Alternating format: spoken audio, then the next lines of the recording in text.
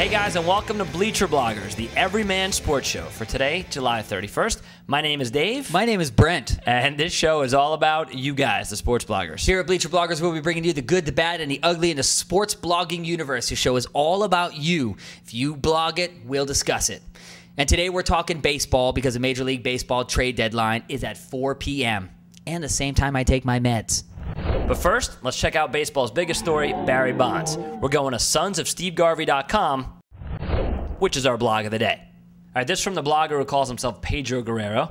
He hopes that Bonds sets the record against the Dodgers in Los Angeles because, quote, that way, hopefully a venomous reaction on the part of the Dodger faithful will be on video for all time. I love that. You know, that's a great idea, actually, because you think about it, like Hank Aaron, you know, everybody's running out of the stands, patting him on the back as he rounds the base at 755. You got Mark McGwire, Sammy Sosa bashing forearms, punching each other in the head. You know, they're all juiced up and hitting 70 They punch each other in the head? I'm sure they punch each other everywhere. They're on steroids. Great moments in baseball history, Dave. But and is there any worse place on earth for it to happen than in Los Angeles? No. I mean, Bud Selig is praying to the gods of baseball that it doesn't happen Just there. big fake syringes being thrown onto the field. That's the record of 756. You know, that's rough. What a shame. Rough. Yeah. All right, well, Barry Bonds is obviously not going to get traded anytime soon, but the trading deadline is coming up in a few hours.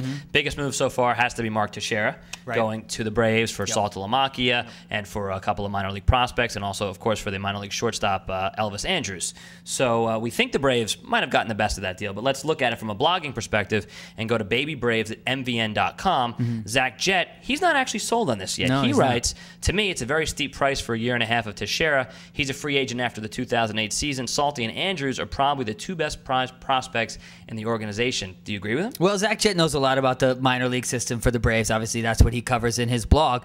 But I got to say this, Teixeira, big bat, a year and a half for not much money, put him in between the Jones brothers and Frank Hoare. You got a nasty lineup going there. Saltalamacchia and Andrus are okay. You got McCann and Renteria right now. You're all right in those two departments in catcher and shortstop. I think it's actually a really good deal for the Braves. Yeah, I agree.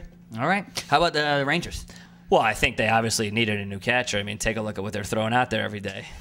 It's a good thing he wears a mask. Yeah, absolutely. Wow. You go to TexasRangersTrades.blogspot.com. Yeah. Grant loves baseball. He actually makes the argument that the Rangers already got their catcher of the future a few days ago, Max Ramirez. Right. They got in the Kenny Lofton trade, and he's put up great minor league numbers. Right. 303, 12, 62 ribbies.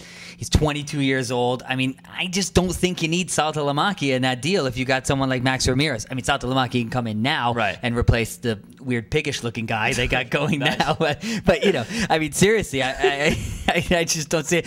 What they need is to get a pitcher who can throw the ball over the plate. Yeah, maybe a pitcher next year, guys. I don't know. Maybe two. God, get a pitcher. Another team that needs pitching is, believe it or not, the New York Yankees. Yeah. And when we come back, we're going to talk to the host of YankeesChick.com. She is here to talk all about her beloved pinstripers, so stick around for that.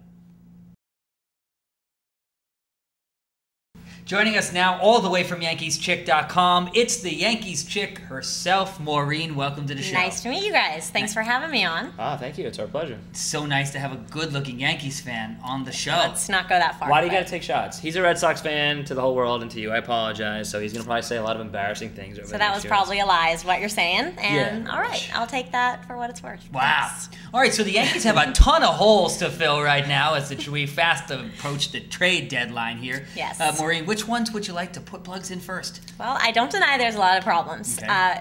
Number one problem is the pitching, everywhere from the top to the bottom.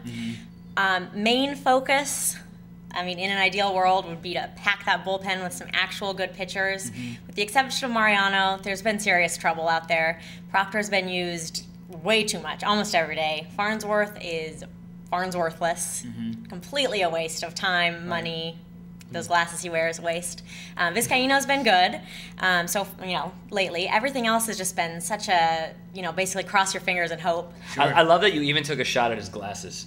It drives That's me how bad it is batty. right now. It is. Yeah. I see him and I want to vomit. That's pretty much the status. Wow. That's the status with Farnsworth right now.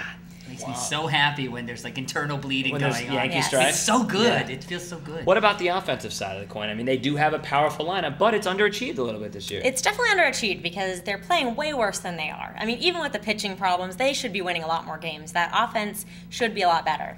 And that's why I think that they still have a chance to bring it together. And I think it's good that they didn't get another bat because, I mean, we don't want to be wasting our prospects just to get another big bat. What we need to do is keep the other team from scoring for once. So hopefully, eventually, they'll have to work on that. That's going to be the only way they can win. Right. Isn't it funny how A-Rod's like a black hole, too? Like, he's having an incredible year this year, and everybody else is underachieving. And then when the rest of the team is doing really well, A-Rod's underachieving. It's amazing. You're so angry. You're just so bitter. You just love taking shots at the Yankees. I'm really sorry about this. It's a bitter, bitter man after all those years, I guess. Great. It's a hard life living. You had your glory a couple years ago. I know, but you've had your glory for a whole century. So there it is.